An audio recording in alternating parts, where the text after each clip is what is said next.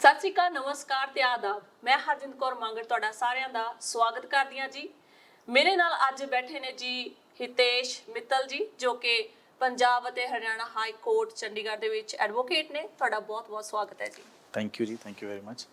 ਮਿੱਤਲ ਸਾਹਿਬ, ਤੁਸੀਂ ਐਡਵੋਕੇਟ ਹੋ ਤੇ ਬਹੁਤ ਸਾਰੇ ਮਸਲਿਆਂ ਦੇ ਉੱਤੇ ਕੰਮ ਵੀ ਕਰ ਰਹੇ ਹੋ, ਸਪੈਸ਼ਲੀ ਐਨਆਰਆਈਜ਼ ਨੂੰ ਲੈ ਕੇ। ਹਾਂਜੀ ਹਾਂ। ਸੋ ਐਨਆਰਆਈਜ਼ ਸਪੈਸ਼ਲੀ ਜਦੋਂ ਆ ਜਾਂਦੇ ਨੇ ਅਬਰੋਡ ਦੇ ਵਿੱਚ, ਤਾਂ ਇੰਡੀਆ ਦੇ ਵਿੱਚ ਉਹਨਾਂ ਦੇ ਕੁਝ ਮਸਲੇ ਰਹਿ ਜਾਂਦੇ ਨੇ, ਕੁਝ ਲੀਗਲ ਮੈਟਰਸ ਹੋ ਜਾਂਦੇ ਨੇ। ਬਿਲਕੁਲ ਜੀ। ਤੁਸੀਂ ਫਿਰ ਉਹਨਾਂ ਨੂੰ ਕਿਸ ਤਰ੍ਹਾਂ ਸੁਲਝਾਉਂਦੇ ਹੋ ਤੇ ਲੋਕ ਤੁਹਾਡੇ ਕੋਲ ਕਿਹੜੀਆਂ-ਕਿਹੜੀਆਂ ਸ਼ਿਕਾਇਤਾਂ ਲੈ ਕੇ ਆਉਂਦੇ ਨੇ? ਦੇਖੋ ਜੀ, ਆਮ ਤੌਰ ਤੇ ਅਗਰ ਆਪਾਂ ਦੇਖੀਏ ਤਾਂ ਜਿੰਨੇ ਵੀ ਪੰਜਾਬੀਜ਼ ਨੇ ਉਹ ਸਾਰੇ ਮੁੜ ਤੁਰ ਕੇ ਗਏ ਤਾਂ ਪੰਜਾਬ ਤੋਂ ਹੀ ਨੇ। ਸਮਾਂ ਕਿਸੇ ਨੂੰ ਜ਼ਿਆਦਾ ਹੋ ਗਿਆ, ਕਿਸੇ ਨੂੰ ਘੱਟ ਹੋ ਗਿਆ ਜੀ। ਤਾਂ ਜਦੋਂ ਤੱਕ ਜੜਾਂ ਜੁੜੀਆਂ ਰਹਿੰਦੀਆਂ ਨੇ ਉਦੋਂ ਤੱਕ ਕਨੈਕਸ਼ਨਸ ਹੁੰਦੇ ਨੇ।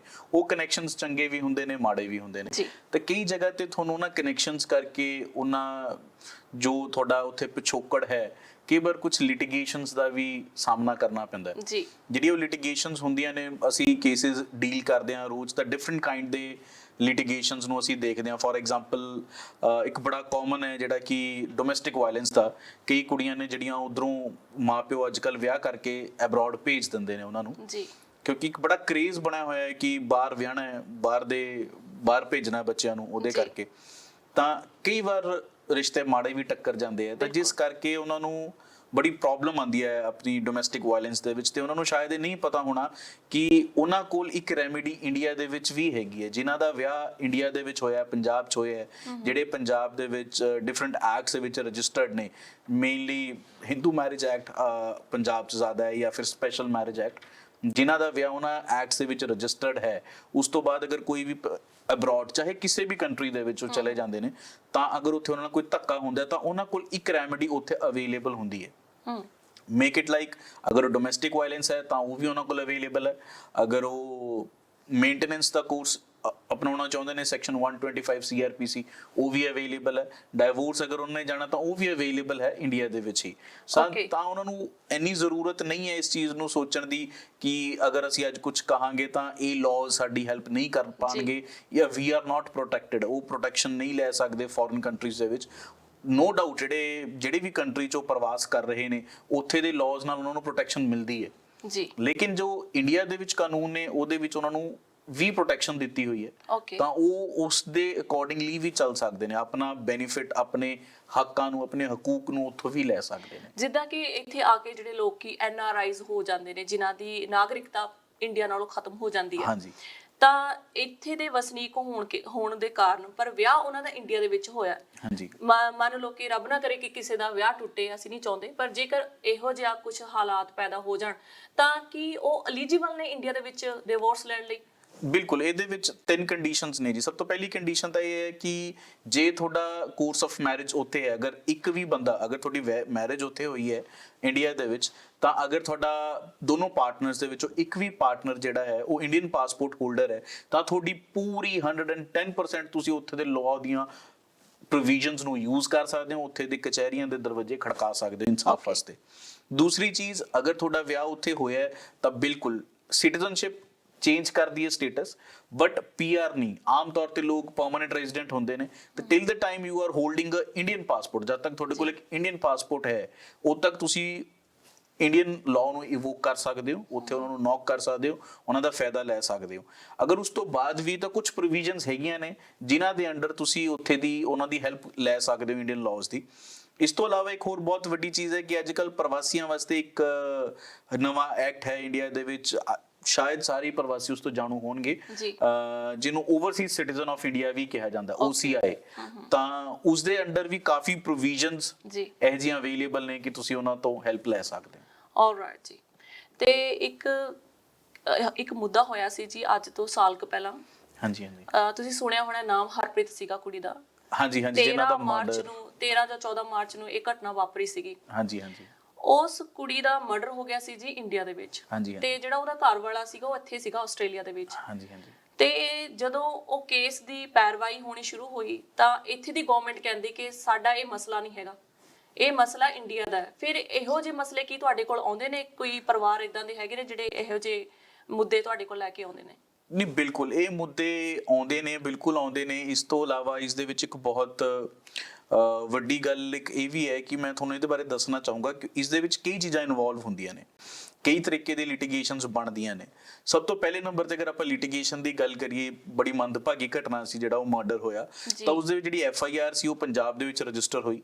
ਉਹ FIR ਜਦੋਂ ਪੰਜਾਬ 'ਚ ਰਜਿਸਟਰ ਹੋਈ, ਪੰਜਾਬ ਦੇ ਇੱਕ ਪਾਰਟਿਕੂਲਰ ਏਰੀਆ ਦੇ ਵਿੱਚ 302 ਮਰਡਰ ਦਾ ਸੈਕਸ਼ਨ ਲਾ ਕੇ ਉਹ FIR ਰਜਿਸਟਰ ਹੋ ਗਈ। ਉਸ ਦੇ ਵਿੱਚ ਅਲੱਗ-ਅਲੱਗ ਬੰਦਿਆਂ ਨੂੰ ਅਕਿਊਜ਼ਡ ਬਣਾਇਆ ਗਿਆ।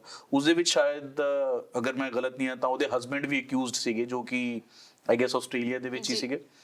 ਤੇ ਆਸਟ੍ਰੇਲੀਅਨ ਗਵਰਨਮੈਂਟ ਜਾਂ ਆਸਟ੍ਰੇਲੀਅਨ ਲੀਗਲ ਸਿਸਟਮ ਉਹਦੇ ਤੇ ਐਕਟ ਅਪਨ ਨਹੀਂ ਕਰ ਸਕਦਾ, ਬਿਕਾਜ਼ ਉਹਨਾਂ ਦੀ ਜੁਰਿਸਡਿਕਸ਼ਨ ਦੇ ਵਿੱਚ ਉਹ ਕ੍ਰਾਈਮ ਹੋਇਆ ਹੀ ਨਹੀਂ। ਤਾਂ ਜਦੋਂ FIR ਉੱਥੇ ਰਜਿਸਟਰ ਹੋਈ ਹੈ, ਜਿਹੜੀ ਕੰਪਲੇਂਟ ਉੱਥੇ ਹੈ, ਤਾਂ ਉਸ ਕੰਪਲੇਂਟ ਦੇ ਉੱਤੇ ਐਕਟ ਅਪਨ ਕਰਨਾ ਉੱਥੇ ਦੇ ਲੀਗਲ ਸਿਸਟਮ ਦੀ ਰਿਸਪੌਂਸਿਬਿਲਿਟੀ ਹੈ, ਡਿਊਟੀ ਹੈ ਤੇ ਹੱਕ ਵੀ ਹੈ। ਤਾਂ ਉਸ ਜੁਰਿਸਡਿਕਸ਼ਨ ਨੂੰ ਆਪਾਂ ਨੂੰ ਦੇਖਣਾ ਪੈਂਦਾ। ਜੁਰਿਸਡਿਕਸ਼ਨ ਦਾ ਮੁੱਦਾ ਬੜਾ ਵੱਡਾ ਮੁੱਦਾ ਹੁੰਦਾ, ਜਿਸ ਨਾਲ ਕਈ ਵਾਰ ਜਿਹੜੇ ਸਜ਼ਾ ਜਾਬਤਾ ਹੁੰਦੇ ਨੇ, ਜਿਨ੍ਹਾਂ ਨੂੰ ਮਿਲਣੀ ਚਾਹੀਦੀ ਹੈ ਸਜ਼ਾ, ਉਹ ਬਚ ਕੇ ਨਿਕਲ ਜਾਂਦੇ ਨੇ। ਪਰ ਅੱਜ ਆਪਾਂ ਗਲੋਬਲ ਯੁੱਗ ਦੇ ਵਿੱਚ ਰਹਿ ਰਹੇ ਹਾਂ, ਤਾਂ ਇਸ ਦੇ ਵਿੱਚ ਫਰਕ ਪੈ ਚੁੱਕਿਆ ਹੈ। ਉਸ ਦੇ ਵਿੱਚ ਇੱਕ ਟ੍ਰੀਟੀ ਆਫ ਐਕਸਟ੍ਰੈਡੀਸ਼ਨ ਹੁੰਦੀ ਹੈ, ਤੁਸੀਂ ਸ਼ਾਇਦ ਸੁਣਿਆ ਹੋਣਾ। ਤਾਂ ਬਹੁਤ ਵੱਡੇ ਵੱਡੇ ਕ੍ਰਿਮੀਨਲਸ ਨੇ ਜਿਹੜੇ ਜਿਨ੍ਹਾਂ ਨੂੰ ਐਕਸਟ੍ਰੈਡਿਟ ਕੀਤਾ ਗਿਆ ਇੰਡੀਆ ਨੂੰ, ਜਾਂ ਇੰਡੀਆ ਨੇ ਕਿਸੇ ਹੋਰ ਕੰਟਰੀ ਨੂੰ। ਤਾਂ ਉਸ ਦੇ ਵਿੱਚ ਕੀ ਹੁੰਦਾ ਹੈ ਕਿ ਅਗਰ ਸਪੋਜ਼ਿੰਗ ਉੱਥੇ ਰੈੱਡ ਕਾਰਨਰ ਨੋਟਿਸ ਇਸ਼ੂ ਹੋ ਜਾਂਦਾ ਉਸ ਬੰਦੇ ਦੇ ਖਿਲਾਫ ਜਿਹੜਾ ਕਿ ਅਕਿਊਜ਼ਡ ਹੈ, ਜਿਵੇਂ ਕਿ ਜੋ ਪਲੈਨਰ ਸੀਗਾ ਉਸ ਮਰਡਰ ਦਾ, ਜੋ ਕਿਹਾ ਜਾਂਦਾ ਹੈ ਅਕਿਊਜ਼ਡ ਹੈ, ਕਿਉਂਕਿ ਹਾਲੇ ਤੱਕ ਉਹਨੂੰ ਸਜ਼ਾ ਨਹੀਂ ਹੋਈ, ਕੋਈ ਡਿਸੀਜਨ ਨਹੀਂ ਹੋਇਆ, ਤਾਂ ਮੈਂ ਉਹਨੂੰ ਅਕਿਊਜ਼ਡ ਹੀ ਮੰਨ ਕੇ ਚੱਲਦਾ। ਤਾਂ ਜੋ ਵੀ ਕਿਹਾ ਜਾਂਦਾ ਕਿ ਉਹ ਇੱਕ ਅਕਿਊਜ਼ਡ ਹੈ ਜਿਸਨੇ ਸਾਰਾ ਕੁਝ ਪਲਾਨ ਕੀਤਾ। ਅਗਰ ਇਹ ਸਭ ਕੁਝ ਹੈ ਤਾਂ ਉਹਦੇ ਖਿਲਾਫ ਉੱਥੇ FIR ਦਰਜ ਹੋਈ ਹੈ, ਤਾਂ ਉਹਦੇ ਖਿਲਾਫ ਇੱਕ ਰੈੱਡ ਕਾਰਨਰ ਨੋਟਿਸ ਇਸ਼ੂ ਹੋ ਸਕਦਾ ਹੈ, ਜਾਂ ਫਿਰ ਆਸਟ੍ਰੇਲੀਅਨ ਗਵਰਨਮੈਂਟ ਦੇ ਨਾਲ ਟ੍ਰੀਟੀ ਆਫ ਐਕਸਟ੍ਰੈਡੀਸ਼ਨ ਦੇ ਥਰੂ ਗੱਲ ਕਰਕੇ ਉਹਨੂੰ ਪੰਜਾਬ ਦੇ ਵਿੱਚ ਭੇਜਿਆ ਜਾ ਸਕਦਾ ਹੈ ਟ੍ਰਾਇਲ ਫੇਸ ਕਰਨ ਵਾਸਤੇ। ਤਾਂ ਉਹਦੇ ਵਿੱਚ ਕੁਝ ਸ਼ਰਤਾਂ ਹੁੰਦੀਆਂ ਨੇ। ਬਹੁਤ ਸਾਰੇ ਵੱਡੇ ਵੱਡੇ ਕ੍ਰਿਮੀਨਲਸ ਜਿਹੜੇ ਨੇ ਉਹ ਐਕਸਟ੍ਰੈਡਿਟ ਹੋਏ ਨੇ। ਹੁਣੇ ਤੁਸੀਂ ਸੁਣਿਆ ਹੋਣਾ ਵਿਜੇ ਮਾਲਿਆ ਦੇ ਉੱਤੇ ਚੱਲ ਰਿਹਾ ਸੀ ਬਾਕੀ ਕੁਝ ਸਾਲ ਪਹਿਲਾਂ ਅਬੂ ਸਲੇਮ ਨੂੰ ਪੁਰਤਗਾਲ ਤੋਂ ਐਕਸਟ੍ਰੈਡਿਟ ਕੀਤਾ ਸੀਗਾ। He was one of the biggest criminal in India and one of the most wanted list ਉਹ ਸੀਗੇ। ਤਾਂ ਉਹਨਾਂ ਨੂੰ ਕੀਤਾ ਗਿਆ। ਤੇ ਦੁਬਈ ਦੇ ਵਿੱਚ ਦਾਊਦ ਇਬਰਾਹਿਮ ਨੇ, ਉਹਨਾਂ ਨੂੰ ਐਕਸਟ੍ਰੈਡਿਟ ਕਰਨ ਦੀ ਗੱਲ ਚੱਲਦੀ ਹੈ, ਬਟ ਸਾਡੀ ਅਨਫੋਰਚੂਨੇਟਲੀ ਦੁਬਈ ਨਾਲ ਕੋਈ ਵੀ ਐਕਸਟ੍ਰੈਡੀਸ਼ਨ ਟ੍ਰੀਟੀ ਨਹੀਂ ਹੈਗੀ।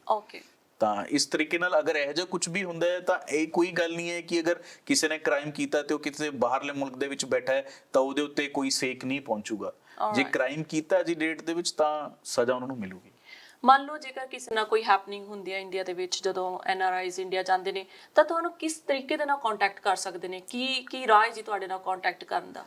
ਦੇਖੋ, ਮੇਰੇ ਨਾਲ ਕੰਟੈਕਟ, ਮੇਰੇ 2 ਫੋਨ ਨੰਬਰਸ ਨੇ, ਇੱਕ ਆਸਟ੍ਰੇਲੀਆ ਦਾ, ਇੱਕ ਇੰਡੀਆ ਦਾ। ਤਾਂ ਉਹ ਦੋਨੋਂ ਨੰਬਰਾਂ ਦੇ ਵਿੱਚੋਂ ਇੱਕ ਨੰਬਰ ਆਲ ਟਾਈਮ ਅਵੇਲੇਬਲ ਹੈ। They can just call us any time.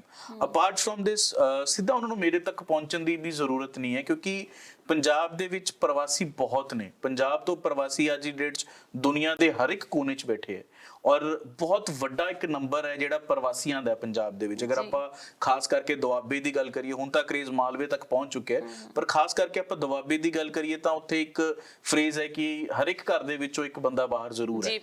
ਤਾਂ ਇਹੋ ਜਿਹੇ ਟਾਈਮ ਦੇ ਵਿੱਚ ਪੰਜਾਬ ਸਰਕਾਰ ਨੇ ਆਪ ਬਹੁਤ ਉਪਰਾਲੇ ਕੀਤੇ ਨੇ। ਸਪੈਸ਼ਲ NRI ਵਿੰਗਸ ਬਣੇ ਹੋਏ ਨੇ, ਤਾਂ ਉਹਨਾਂ ਨੂੰ ਦੇਖਦੇ ਹੋਏ ਉਹ ਉੱਥੇ ਜਾਣ। ਤਾਂ ਮੈਨੂੰ ਲੱਗਦਾ ਕਿ ਪੰਜਾਬ ਗਵਰਨਮੈਂਟ ਤੇ ਜਿਹੜੇ ਪੰਜਾਬ ਦੀ ਬਿਊਰੋਕ੍ਰੇਸੀ ਹੈ ਉਹ ਬੜੀ ਐਕਟਿਵਲੀ ਹੈਲਪ ਕਰਦੀ ਹੈ ਉਹਨਾਂ ਨੂੰ, ਤੇ ਉੱਥੇ ਪਹੁੰਚ ਸਕਦੇ ਨੇ, ਸਹੀ ਰਾਹ ਫੜ ਸਕਦੇ ਨੇ।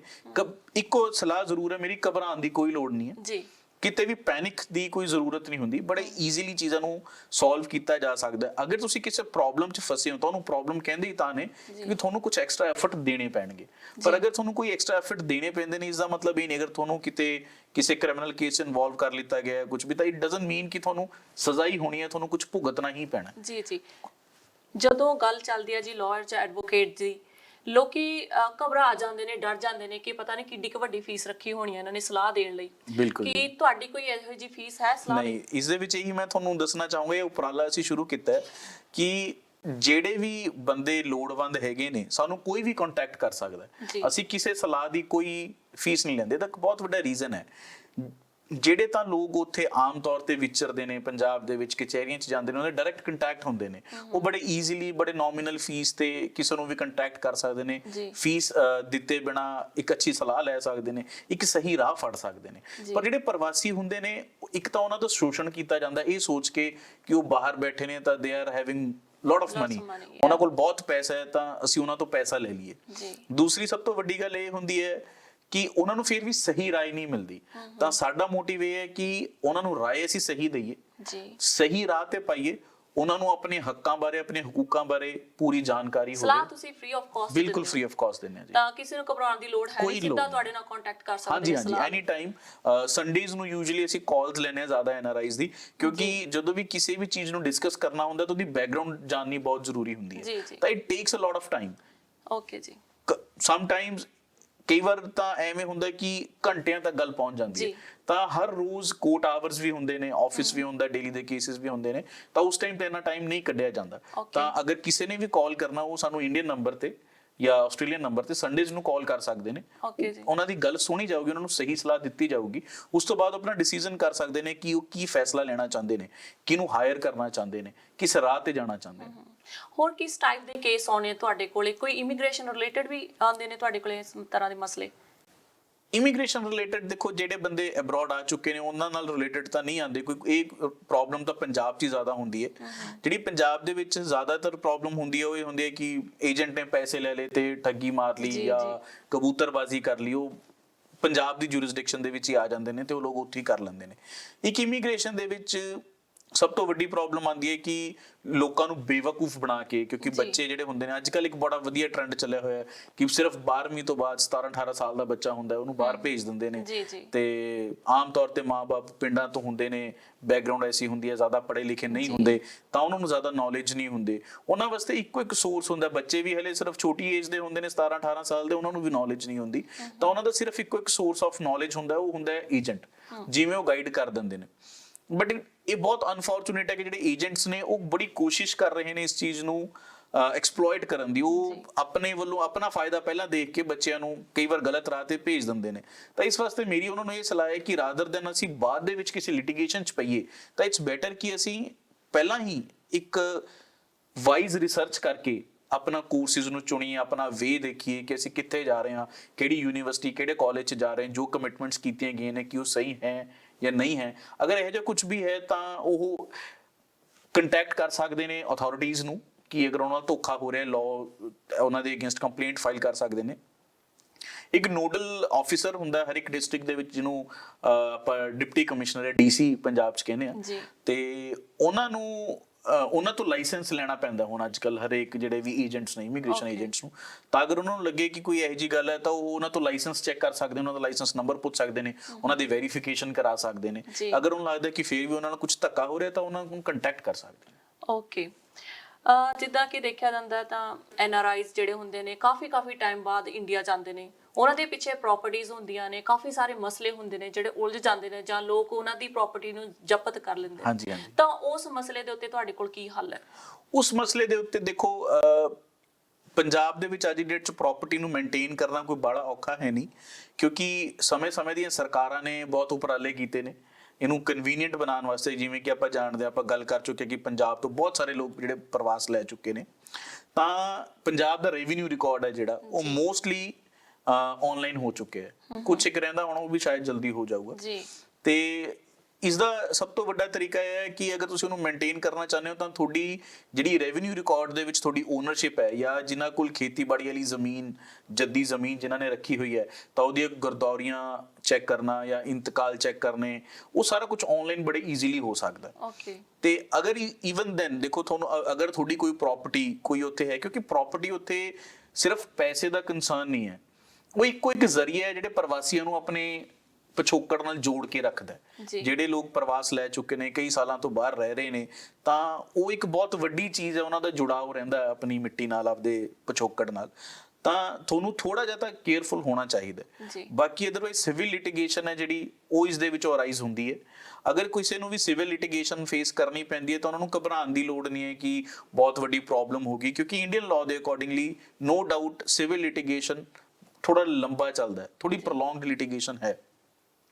ਪਰ ਐਟ ਦ ਸੇਮ ਟਾਈਮ ਉਹਨਾਂ ਨੂੰ ਕੋਈ ਡਰਨ ਦੀ ਲੋੜ ਨਹੀਂ ਹੈ, ਕਿਉਂਕਿ ਉਹ ਆਪਣੇ ਕਿਸੇ ਵੀ ਫਰੈਂਡ ਨੂੰ, ਰਿਲੇਟਿਵ ਨੂੰ ਪਾਵਰ ਆਫ ਅਟਰਨੀ ਦੇ ਕੇ ਉਸ ਦੇ ਵਿੱਚ ਕੰਮ ਕਰ ਸਕਦੇ ਨੇ। ਐਡਵੋਕੇਟਸ ਉਹਨਾਂ ਦੇ ਬਿਹਾਫ ਤੇ ਕੰਮ ਕਰ ਸਕਦੇ ਨੇ। ਅਗਰ ਕਿਤੇ ਸਾਈਨਿੰਗ ਦੀ, ਕਿਤੇ ਜਾਂ ਕੋਈ ਐਫੀਡੇਵਿਟਸ ਵਗੈਰਾ ਦੀ ਕੋਈ ਜ਼ਰੂਰਤ ਉਹਨਾਂ ਦੀ ਪੈਂਦੀ ਹੈ ਤਾਂ ਉਹਨਾਂ ਦਾ ਪਾਵਰ ਆਫ ਅਟਰਨੀ ਉਹ ਕੰਮ ਕਰ ਸਕਦੇ ਨੇ। ਈਵਨ ਟੂ ਵੇਚਣ ਵਾਸਤੇ ਵੀ ਜਾਂ ਕੁਝ ਹੋਰ ਕਰਨ ਵਾਸਤੇ ਵੀ ਉਹ ਈਜ਼ੀਲੀ ਉਹ ਪਾਵਰ ਆਫ ਅਟਰਨੀ ਦੇ ਸਕਦੇ ਨੇ। ਔਰ ਇੱਕ ਦੂਸਰੀ ਚੀਜ਼ ਹੋਰ ਹੈ ਇਸ ਦੇ ਵਿੱਚ, ਮੈਂ ਕਹਿਣਾ ਚਾਹੂੰਗਾ ਕਿ ਕਾਫੀ ਪੋਲੀਟੀਕਲ ਲਿੰਕਸ ਹੁੰਦੇ ਨੇ ਜਿਹੜੇ ਪ੍ਰਵਾਸੀ ਹੁੰਦੇ ਨੇ, ਕਿਉਂਕਿ ਇੱਕ ਆਮ ਤੌਰ ਤੇ ਇੱਕ ਧਾਰਨਾ ਬਣੀ ਹੋਈ ਹੈ ਕਿ ਪੋਲੀਟੀਕਲ ਜਿਹੜੇ ਪੋਲੀਟੀਸ਼ੀਅਨਸ ਹੁੰਦੇ ਨੇ ਉਹ ਕੁਝ ਫੰਡ ਵਾਸਤੇ ਵੀ ਜਾਂ ਕੁਝ ਵੀ ਡਿਊਰਿੰਗ ਇਲੈਕਸ਼ਨਸ ਅਬਰੋਡ ਜ਼ਰੂਰ ਆਉਂਦੇ ਨੇ। ਤਾਂ ਪੰਜਾਬ ਦੇ ਵਿੱਚ ਰੈਵਨਿਊ ਕੋਰਟਸ ਇੱਕ ਟੋਟਲ ਡਿਫਰੈਂਟ ਐਸਟੈਬਲਿਸ਼ਮੈਂਟ ਹੈ। ਤੁਹਾਡੇ ਜਿਹੜੇ ਛੋਟੇ-ਮੋਟੇ ਰਿਲੇਟਡ ਟੂ ਗਰਦੌਰੀਆਂ ਜਾਂ ਤਕਸੀਮ ਦੇ ਮਸਲੇ ਹੁੰਦੇ ਨੇ, ਲੈਂਡ ਜਿਹਨੂੰ ਆਪਾਂ ਪਾਰਟੀਸ਼ਨ ਦੀ ਗੱਲ ਕਰਦੇ ਹਾਂ, ਕਿਉਂਕਿ ਜਿਹੜੇ ਮੁਸ਼ਤਰਕੇ ਦੇ ਵਿੱਚ ਜ਼ਮੀਨ ਹੁੰਦੀ ਹੈ ਉਹਦੇ ਵਿੱਚ ਪਾਰਟੀਸ਼ਨ ਕਰਾਣੀ ਹੁੰਦੀ ਹੈ, ਓਨਰਸ਼ਿਪ ਦਾ ਹੁੰਦਾ ਹੈ। ਇਹ ਕੁਝ ਜਿਹੜੇ ਮਸਲੇ ਹੁੰਦੇ ਨੇ ਇਹ ਰੈਵਨਿਊ ਕੋਰਟ ਦੇ ਵਿੱਚ ਜਾਂਦੇ ਨੇ। ਰੈਵਨਿਊ ਕੋਰਟ ਹੈ ਉਹ ਬਣਦੀ ਹੈ ਤਹਿਸੀਲਦਾਰ, ADC, DC, then commissioner, then FCR, financial commissioner revenue। ਤਾਂ ਇਸ ਦੇ ਵਿੱਚ ਵੀ ਮੇਰੀ ਉਹਨਾਂ ਨੂੰ ਸਲਾਹ ਹੈ ਜਿਹੜੇ ਵੀ ਪ੍ਰਵਾਸੀ ਹੈਗੇ ਨੇ ਕਿ ਤੁਹਾਨੂੰ ਟੈਨਸ਼ਨ ਲੈ ਕੇ ਪੋਲੀਟੀਸ਼ੀਅਨਸ ਜਾਂ ਅਫਸਰਸ਼ਾਹੀ ਦੇ ਪਿੱਛੇ ਭੱਜਣ ਨਾਲੋਂ ਤੁਹਾਨੂੰ ਆਪਦੇ ਐਡਵੋਕੇਟ ਤੇ ਭਰੋਸਾ ਕਰਨਾ ਚਾਹੀਦਾ। ਇੱਕ ਚੰਗਾ ਵਕੀਲ ਹਾਇਰ ਕਰਨਾ ਚਾਹੀਦਾ ਜਿਹੜੀ ਤੁਹਾਡੀ ਕੇਸ ਦੀ ਪ੍ਰੋਪਰ ਪੈਰਵੀ ਕਰ ਸਕੇ, ਉਹਨੂੰ ਕਰਦਾ ਰਹੇ, ਅੱਗੇ ਲੈ ਕੇ ਜਾਵੇ ਤੇ ਤੁਹਾਨੂੰ ਇੱਕ ਫਰੂਟਫੁਲ ਰਿਜ਼ਲਟ ਦੇਵੇ। ਹੁਣ ਤੱਕ ਤੁਹਾਡੇ ਕੋਲ ਕਿੰਨੇ ਕੁ ਕੇਸ ਆ ਚੁੱਕੇ ਨੇ ਪ੍ਰਾਪਰਟੀ ਦੇ ਮਸਲੇ ਨੂੰ ਲੈ ਕੇ, ਤੇ ਕਿਹੋ ਜਿਹੇ ਮਸਲੇ ਰਹਿ ਚੁੱਕੇ ਨੇ ਇਹਨਾਂ ਦੇ ਨਾਲ? ਦੇਖੋ, ਕੇਸਿਸ ਤਾਂ ਬਹੁਤ ਨੇ, ਕਿਉਂਕਿ ਸਾਡਾ ਇੱਕ ਗਰੁੱਪ ਹੈ ਤਾਂ ਹਰੇਕ ਗਰੁੱਪ ਦੇ ਵਿੱਚ ਹਰੇਕ ਮੈਂਬਰ ਕੋਲ ਕਾਫੀ ਸਾਰੇ ਕੇਸਿਸ ਆਉਂਦੇ ਨੇ। ਆਮ ਤੌਰ ਤੇ ਅਗਰ ਦੇਖੀਏ ਤਾਂ ਭਰਾਵਾਂ ਦੀ ਵੰਡ ਉਹ ਵੀ ਬਹੁਤ ਵੱਡਾ ਮਸਲਾ ਹੈ। ਜਦੋਂ ਘਰੇਲੂ ਵੰਡ ਕਰਨੀ ਹੁੰਦੀ ਹੈ ਪ੍ਰਵਾਸੀਆਂ ਨੇ ਤਾਂ ਉਹਦੇ ਵਿੱਚ ਦਿੱਕਤ ਹੁੰਦੀ ਹੈ। ਤੇ ਇੱਕ ਜਿਹੜਾ ਸਭ ਤੋਂ ਵੱਡਾ ਮਸਲਾ ਹੁੰਦਾ ਹੈ ਕਿ ਸ਼ਾਇਦ ਜਿੰਨੇ ਕੁ ਮੈਂ ਪ੍ਰਵਾਸੀ ਦੇਖੇ ਨੇ ਉਹਨਾਂ ਦੇ ਮਨ ਦੇ ਵਿੱਚ ਇੱਕ ਰੀਝ ਜ਼ਰੂਰ ਹੁੰਦੀ ਹੈ ਕਿ ਕਮਾ ਕੇ ਆਪਦੀ ਜਿਹੜੀ ਰਿਟਾਇਰਲ ਏਜ ਹੈ ਉਹ ਅਸੀਂ ਆਪਣੇ ਪੰਜਾਬ 'ਚ ਆਪਣੇ ਪਿੰਡ ਦੇ ਵਿੱਚ ਜਾ ਕੇ ਬਿਤਾਈਏ ਸਮਾਂ। ਤਾਂ ਜਦੋਂ ਉੱਥੇ ਜਾਂਦੇ ਨੇ ਉਸ ਟਾਈਮ ਤੇ ਬੜੀ ਪ੍ਰੋਬਲਮ ਫੇਸ ਕਰਦੇ ਨੇ, ਕਿਉਂਕਿ ਜਿਸ ਸ਼ੇਪ ਦੇ ਵਿੱਚ ਉਹ ਛੱਡ ਕੇ ਆਉਂਦੇ ਨੇ ਆਪਣੀ ਜ਼ਮੀਨ ਜਾਇਦਾਦ, ਉਸ ਸ਼ੇਪ 'ਚ ਉਹਨਾਂ ਨੂੰ ਮਿਲਦੀ ਨਹੀਂ। ਤੇ ਸ਼ਾਇਦ ਉਹਨਾਂ ਦੀ ਜਿਹੜੀ ਓਲਡ ਏਜ ਹੈ, ਜਿਹੜੀ ਥਰਡ ਆਪਾਂ ਸਟੇਜ ਕਹਿੰਦੇ ਆ ਲਾਈਫ ਦੀ, ਉਹ ਇਸੀ ਚੀਜ਼ ਦੇ ਵਿੱਚ ਨਿਕਲ ਜਾਂਦੀ ਹੈ, ਇਸੀ ਜੱਦੋ-ਜਹਿਦ ਦੇ ਵਿੱਚ ਕਿ ਅਸੀਂ ਉਹਨੂੰ ਬਚਾਈਏ ਕਿਵੇਂ, ਅਸੀਂ ਉਹਨੂੰ ਆਪਦੇ ਤੱਕ ਲੈ ਕੇ ਕਿਵੇਂ ਆਈਏ, ਜਿਹੜਾ ਕਿ ਉਹਨਾਂ ਨੂੰ ਲੱਗਦਾ ਕਿ ਸ਼ਾਇਦ ਸਾਡੇ ਨਾਲ ਧੋਖਾ ਹੋ ਗਿਆ, ਜਿਹੜੀ ਜਿਸ ਨਾਲ ਪੰਜਾਬ ਦੀ ਇੱਕ ਬੜੀ ਨੈਗੇਟਿਵ ਇਮੇਜ ਬਾਹਰ ਜਾਂਦੀ ਹੈ, ਜੋ ਕਿ ਬਿਲਕੁਲ ਗਲਤ ਹੈ। ਉਹਨਾਂ ਨੂੰ ਅਗਰ ਉਹ ਥੋੜਾ ਜਿਹਾ ਕੌਨਸ਼ੀਅਸਲੀ ਆਪਦੀ ਜ਼ਮੀਨ ਜਾਇਦਾਦ ਨੂੰ ਟੇਕ ਕੇਅਰ ਕਰਦੇ ਰਹਿਣ, ਉਹਦੀ ਅਪਡੇਟ ਲੈਂਦੇ ਰਹਿਣ, ਤਾਂ ਇਹੋ ਜਿਹੀ ਕੋਈ ਪ੍ਰੋਬਲਮ ਨਹੀਂ ਆਉਂਦੀ। ਇੱਕ ਤਾਂ ਇਸ ਤਰੀਕੇ ਦੇ ਕੇਸਿਸ ਬਹੁਤ ਆਉਂਦੇ ਨੇ। ਦੂਸਰਾ, ਆਮ ਤੌਰ ਤੇ ਕਿ ਜਦੋਂ ਕੋਈ ਪ੍ਰਵਾਸੀ ਬਾਹਰ ਜਾਂਦਾ ਹੈ, ਚਾਹੇ ਸਟੂਡੈਂਟ ਵੀਜ਼ਾ ਤੇ ਬਹੁਤ ਛੋਟੀ ਏਜ 'ਚ ਚਲਾ ਜਾਂਦਾ ਹੈ, ਤਾਂ ਕਦੇ ਤਕਸੀਮ ਨਹੀਂ ਹੋਈ ਹੁੰਦੀ, ਚਾਹੇ ਪਰਿਵਾਰ ਦੇ ਵਿੱਚ, ਜਾਂ ਮੁਸ਼ਤਰਕੇ ਦੀ ਜ਼ਮੀਨ ਹੁੰਦੀ ਹੈ, ਕਾਮਨ ਲੈਂਡ ਹੁੰਦੀ ਹੈ, ਜੁਆਇੰਟ ਨੰਬਰਸ ਦੇ ਵਿੱਚ ਲੈਂਡ ਹੁੰਦੀ ਹੈ, ਤਾਂ ਉਸਦੀ ਪੋਜੈਸ਼ਨ ਦੀ, ਉਹਦੀ ਡਿਮਾਰਕੇਸ਼ਨ ਦੀ ਪ੍ਰੋਬਲਮ ਹੁੰਦੀ ਹੈ। ਇਹੋ ਜਿਹੇ ਕੇਸਿਸ ਬਹੁਤ ਆਉਂਦੇ ਨੇ।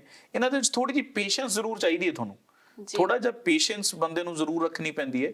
You need not to panic, ਤੁਹਾਨੂੰ ਘਬਰਾਉਣ ਦੀ ਕੋਈ ਜ਼ਰੂਰਤ ਨਹੀਂ ਹੈ, ਪਰ ਅਲਟੀਮੇਟਲੀ ਤੁਹਾਨੂੰ ਰਿਜ਼ਲਟ ਮਿਲ ਜਾਂਦਾ। ਇਟਸ ਅ ਕੋਰਸ, ਇੱਕ ਆਮ ਰੂਟੀਨ 'ਚ ਚੱਲਦੀ ਹੋਈ ਇੱਕ ਪ੍ਰਕਿਰਿਆ ਦੇ ਰਾਹੀਂ ਤੁਹਾਨੂੰ ਜਸਟਿਸ ਮਿਲਦਾ, ਇਹ 'ਚ ਕੋਈ ਤੁਹਾਨੂੰ ਘਬਰਾਉਣ ਜਾਂ ਡਰਨ ਵਾਲੀ ਗੱਲ ਨਹੀਂ ਹੁੰਦੀ। ਓਕੇ, ਇੱਕ ਮੇਰੇ ਦਿਮਾਗ ਦੇ ਵਿੱਚ ਹੋਰ ਕੁਐਸਚਨ ਆ ਰਿਹਾ ਕਿ ਜਿੱਦਾਂ ਕੁੜੀ ਦਾ ਵਿਆਹ ਹੋ ਗਿਆ, ਮੁੰਡੇ ਨਾਲ ਇੱਥੇ ਆ ਗਈ, 5 ਸਾਲ ਪਹਿਲਾਂ ਵਿਆਹ ਹੋਇਆ ਤੇ ਇੱਥੇ ਆ ਕੇ ਰਹਿਣ ਲੱਗ ਗਿਆ, ਉਹਨਾਂ ਦੀ PR ਹੋ ਗਈ ਹੈ ਤੇ ਵਾਪਸ ਇੰਡੀਆ ਚਲੇ ਗਏ। ਰੱਬ ਨਾ ਕਰੇ ਕਿ ਉਹਨਾਂ ਦਾ ਕੁਝ ਰਿਲੇਸ਼ਨ ਖਰਾਬ ਹੋਵੇ, ਪਰ ਇਨ ਕੇਸ ਉਹਨਾਂ ਦਾ ਰਿਲੇਸ਼ਨ ਖਰਾਬ ਹੋ ਜਾਂਦਾ ਹੈ, ਕੁੜੀ ਚਾਹੁੰਦੀ ਆ ਕਿ ਮੈਂ ਇੰਡੀਆ ਦੇ ਵਿੱਚ ਡਿਵੋਰਸ ਦੇਣਾ ਤੇ ਮੁੰਡਾ ਚਾਹੁੰਦਾ ਮੈਂ ਆਸਟ੍ਰੇਲੀਆ ਦੇ ਵਿੱਚ ਦੇਣਾ, ਤਾਂ ਫਿਰ ਉਹ ਜਿਹੜੀ ਉਹਨਾਂ ਦੀ ਪ੍ਰਾਪਰਟੀ ਆ ਇਹ ਕਿਸ ਤਰੀਕੇ ਨਾਲ ਡਿਵਾਈਡ ਹੁੰਦੀ ਹੈ? ਦੇਖੋ, ਉਰੇ ਮੁੱਦਾ ਫਿਰ ਜੂਰਿਸਡਿਕਸ਼ਨ ਦਾ ਆਉਂਦਾ ਹੈ। ਜੂਰਿਸਡਿਕਸ਼ਨ ਦਾ ਮੁੱਦਾ ਐਵੇਂ ਆਉਂਦਾ ਹੈ ਕਿ ਜਿਹੜੀ ਆਸਟ੍ਰੇਲੀਅਨ ਜੂਰਿਸਡਿਕਸ਼ਨ ਹੈ ਉਹ ਆਸਟ੍ਰੇਲੀਅਨ ਪ੍ਰਾਪਰਟੀ ਤੇ ਹੀ ਲੱਗ ਸਕਦੀ ਹੈ। ਉਹ ਕੋਈ ਵੀ ਆਰਡਰ ਇੰਡੀਅਨ ਪ੍ਰਾਪਰਟੀ ਦੇ ਰਿਲੇਟਡ ਨਹੀਂ ਪਾਸ ਕਰ ਸਕਦੇ। ਉਹੀ ਚੀਜ਼, ਉਹੀ ਲਾਅ, ਉਹੀ ਕਾਨੂੰਨ ਇੰਡੀਅਨ ਕੋਰਟ ਤੇ ਲਾਗੂ ਹੁੰਦਾ ਹੈ। ਉਹ ਜਿਹੜੀ ਵੀ ਮੁੰਡੇ ਦੀ ਪ੍ਰਾਪਰਟੀ, ਜਾਇਦਾਦ, ਚਾਹੇ ਜੱਦੀ ਆਉਂਦੀ ਹੈ, ਉਹਨੂੰ ਜਿਵੇਂ ਵੀ ਹੈ, ਉਹ ਉਸ ਤੇ ਕਲੇਮ ਕੀਤਾ ਜਾ ਸਕਦਾ ਹੈ। ਉਸਦੇ ਬਾਬਤ ਆਪਾਂ ਕੋਈ ਵੀ ਕੇਸ ਫਾਈਲ ਕਰ ਸਕਦੇ ਹਾਂ, ਉਹਦੀ ਅਟੈਚਮੈਂਟ ਦਾ ਕੇਸ ਫਾਈਲ ਕਰ ਸਕਦੇ ਹਾਂ, ਪਰ ਇਹ ਕਦੇ ਨਹੀਂ ਹੋ ਸਕਦਾ ਕਿ ਇੰਡੀਅਨ ਕੋਰਟਸ ਆਸਟ੍ਰੇਲੀਅਨ ਪ੍ਰਾਪਰਟੀ ਦੇ ਰਿਗਾਰਡਿੰਗ ਕੋਈ ਆਰਡਰ ਪਾਸ ਕਰ ਦੇਣ। ਉਹ ਮੇਨਟੇਨੇਬਲ ਹੀ ਨਹੀਂ ਹੈ, ਉਹ ਜੁਰਿਸਡਿਕਸ਼ਨ 'ਚ ਹੀ ਨਹੀਂ ਆਉਂਦਾ। ਜੀ, ਜੇ ਗੱਲ ਡੋਮੈਸਟਿਕ ਵਾਇਲੈਂਸ ਦੀ ਕਰੀਏ ਤਾਂ ਕਿਸ ਤਰ੍ਹਾਂ ਸੁਲਝਾਉਂਦੇ ਹੋ ਤੁਸੀਂ ਇਸ ਕੇਸ ਨੂੰ? ਡੋਮੈਸਟਿਕ ਵਾਇਲੈਂਸ ਦੇ ਵਿੱਚ ਵਰਲਡ ਵਾਈਡ ਅੱਜ ਵੀ ਮੇਰੇ ਕੋਲ ਇੱਕ ਕੇਸ ਸੀਗਾ ਤੇ ਆਸਟ੍ਰੇਲੀਅਨ ਲਿਟੀਗੇਸ਼ਨ ਦਾ ਸੀਗਾ, ਤਾਂ ਉਹਨਾਂ ਨੇ ਵੀ ਮੀਡੀਏਸ਼ਨ ਨੂੰ ਬਹੁਤ ਪ੍ਰੈਫਰੈਂਸ ਦਿੱਤੀ ਹੈ ਉਰੇ ਆਸਟ੍ਰੇਲੀਅਨ ਲਾਜ਼ ਨੇ, ਤੇ ਬਹੁਤ ਸਾਰੇ ਮੀਡੀਏਸ਼ਨ ਕੋਰਸਿਸ ਉਹਨਾਂ ਨੂੰ ਨਿਕਲਣਾ ਪੈਂਦਾ ਹੈ। ਇਨ ਦ ਸੇਮ ਵੇ ਇੰਡੀਆ ਦੇ ਵਿੱਚ ਵੀ ਸੇਮ ਪ੍ਰੋਸੀਜਰ ਹੈ। ਵੈਸੇ ਤਾਂ ਮੀਡੀਏਸ਼ਨ ਤਾਂ ਇੱਕ ਤਰੀਕਾ ਹੈਗਾ ਹੀ ਹੈ, but otherwise domestic violence act ਹੈਗਾ, ਤੁਸੀਂ ਉਸ ਦੇ ਵਿੱਚ ਆਪਣੀ ਪ੍ਰੋਟੈਕਸ਼ਨ ਲੈ ਸਕਦੇ ਹੋ, ਆਪਣੀ ਮੇਨਟੇਨੈਂਸ ਲੈ ਸਕਦੇ ਹੋ, ਤੁਹਾਨੂੰ ਪੁਲਿਸ ਪ੍ਰੋਟੈਕਸ਼ਨ ਮਿਲ ਜਾਂਦੀ ਹੈ, ਇੱਕ ਆਰਡਰ ਪਾਸ ਹੋ ਜਾਂਦਾ ਕੋਰਟ ਤੋਂ, ਜਿਹਨੂੰ ਆਪਾਂ ਉਰੇ ਇੰਟਰਫੇਰੈਂਸ ਦਾ ਆਰਡਰ ਵੀ ਕਹਿੰਦੇ ਆ ਆਸਟ੍ਰੇਲੀਆ ਦੇ ਵਿੱਚ। ਤੇ ਉਸ ਦੇ ਵਿੱਚ ਇਹ ਹੁੰਦਾ ਹੈ ਕਿ ਅਗਰ ਸਪੋਜ਼ਿੰਗ ਹਸਬੈਂਡ ਵਾਈਫ ਇਸ ਸਟੇਜ ਤੇ ਪਹੁੰਚ ਚੁੱਕੇ ਨੇ ਆਪਣੇ ਰਿਲੇਸ਼ਨ ਦੇ ਵਿੱਚ ਕਿ ਕੁੱਟਮਾਰ ਬਹੁਤ ਜ਼ਿਆਦਾ ਹੈ ਤੇ ਉਹ ਇਕੱਠੇ ਰਹਿ ਹੀ ਨਹੀਂ ਸਕਦੇ, ਤਾਂ ਕੋਰਟ ਸਿਕਿਉਰ ਕਰਦਾ ਹੈ ਕਿ ਇੱਕ ਲੇਡੀ ਨੂੰ ਉਹਦੇ ਬੱਚਿਆਂ ਦੇ ਨਾਲ ਇੱਕ ਸਿਕਿਉਰਡ ਅਪਾਰਟਮੈਂਟ ਜਾਂ ਇੱਕ ਸਿਕਿਉਰਡ ਅਕੋਮੋਡੇਸ਼ਨ ਮਿਲੇ, ਜਿੱਥੇ ਉਹਦੇ ਹਸਬੈਂਡ ਦਾ ਹੈ, ਉਹਨਾਂ ਦੀ ਫੈਮਿਲੀ ਦਾ ਹੈ, ਜਿਨ੍ਹਾਂ ਤੋਂ ਵੀ ਉਹਨਾਂ ਨੂੰ ਡੋਮੈਸਟਿਕ ਵਾਇਲੈਂਸ ਦਾ ਖਤਰਾ ਹੈ, ਉਹਨਾਂ ਦੀ ਕੋਈ ਇੰਟਰਫੇਰੈਂਸ ਨਾ ਹੋਵੇ। ਓਕੇ ਜੀ, ਹਿਤੇਸ਼ ਮਿੱਤਲ ਜੀ, ਤੁਸੀਂ ਬਹੁਤ ਹੀ ਜਾਣਕਾਰੀ ਭਰਪੂਰ ਸਾਨੂੰ, ਸਾਡੇ ਸਾਰੇ ਦਰਸ਼ਕਾਂ ਨੂੰ ਜਾਣਕਾਰੀ ਦਿੱਤੀ ਹੈ। ਮੈਂ ਉਮੀਦ ਕਰਦੀ ਹਾਂ ਕਿ ਸਾਡੇ ਸਾਰੇ ਦਰਸ਼ਕ ਜਿਨ੍ਹਾਂ ਨੂੰ ਕਿਸੇ ਵੀ ਮਸਲੇ ਬਾਰੇ ਕੋਈ ਪ੍ਰੋਬਲਮ ਹੈ, ਜਾਂ NRI ਭਰਾ ਜਿਹੜੇ ਇੰਡੀਆ ਚਲੇ ਜਾਂਦੇ ਨੇ, ਕੋਈ ਮਸਲਾ ਹੋ ਜਾਂਦਾ ਹੈ, ਉਹਨਾਂ ਨੂੰ ਨਹੀਂ ਪਤਾ ਚੱਲਦਾ ਕਿ ਕਿਸ ਤਰ੍ਹਾਂ ਇੱਕ ਤਰੀਕੇ ਨਾਲ ਉਹਦਾ ਹੱਲ ਹੋਵੇ ਤੇ ਕਿੱਥੇ ਜਾਣਾ, ਅੱਜ ਹਿਤੇਸ਼ ਮਿੱਤਲ ਜੀ ਨੇ ਸਾਰੇ ਸਕਰੀਨ ਜਿਹੜੀ ਹੈਗੀ ਉਹ ਸਾਫ਼ ਕਰ ਦਿੱਤੀ ਹੈ। ਤੁਸੀਂ ਇਹਨਾਂ ਦੇ ਨਾਲ ਕੰਟੈਕਟ ਕਰ ਸਕਦੇ ਹੋ। ਹਿਤੇਸ਼ ਮਿੱਤਲ ਜੀ, ਤੁਸੀਂ ਸਾਡੀ ਆਡੀਅנס ਨੂੰ ਕੋਈ ਸੰਦੇਸ਼ ਦੇਣਾ ਚਾਹੁੰਦੇ ਹੋ? ਮੈਂ ਸਿਰਫ ਇਹ ਸੰਦੇਸ਼ ਦੇਣਾ ਚਾਹਨਾ, ਸਭ ਤੋਂ ਪਹਿਲਾਂ ਤਾਂ ਉਹਨਾਂ ਬੀਬੀਆਂ, ਉਹਨਾਂ ਭੈਣਾਂ ਨੂੰ ਜਿਨ੍ਹਾਂ ਨਾਲ ਡੋਮੈਸਟਿਕ ਵਾਇਲੈਂਸ ਹੋ ਰਹੀ ਹੈ, ਚਾਹੇ ਉਹ ਇੰਡੀਆ ਦੇ ਵਿੱਚ ਨੇ, ਚਾਹੇ ਉਹ ਆਸਟ੍ਰੇਲੀਆ ਦੇ ਵਿੱਚ ਨੇ, ਉਹ ਕਿਸੇ ਵੀ ਮੁਲਕ 'ਚ ਨੇ ਦੁਨੀਆ ਦੇ ਵਿੱਚ, ਤਾਂ ਉਹਨਾਂ ਨੂੰ ਕਿਸੇ ਵੀ ਜਗ੍ਹਾ ਤੇ ਇਹ ਬਿਲਕੁਲ ਵੀ ਨਹੀਂ ਸੋਚਣਾ ਚਾਹੀਦਾ ਕਿ ਅਸੀਂ ਇਸ ਚੀਜ਼ ਨੂੰ ਅਵੋਇਡ ਕਰੀਏ ਜਾਂ ਅਸੀਂ ਚੁੱਪ ਰਹੀਏ, ਕਿਉਂਕਿ ਜੇ ਚੁੱਪ ਰਹਿੰਦੇ ਨੇ ਤਾਂ ਚੁੱਪ ਰਹਿਣ ਨਾਲ ਉਹ ਇਸ ਨੂੰ ਵਧਾ ਰਹੇ ਨੇ, ਇਹਨੂੰ ਇੱਕ ਨੈਕਸਟ ਲੈਵਲ ਤੇ ਲੈ ਕੇ ਜਾ ਰਹੇ ਨੇ, ਜਿਹੜਾ ਕਿ ਜ਼ਿਆਦਾ ਖਤਰਨਾਕ ਹੈ ਜੀ।